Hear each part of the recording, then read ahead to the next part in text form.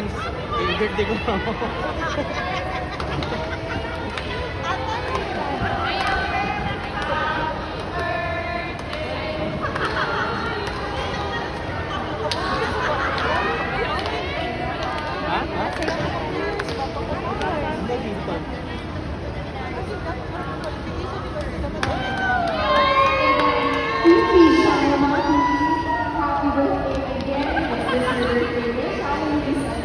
Wala ka rin kang nag-boycott mo?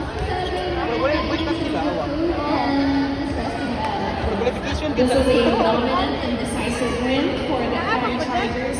What's next for you guys?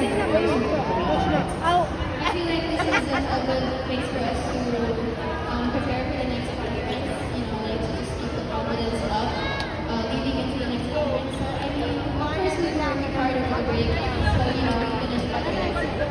Definitely. Now, PP, any message that you have for the very dedicated Fire Chargers who have supported you guys all month?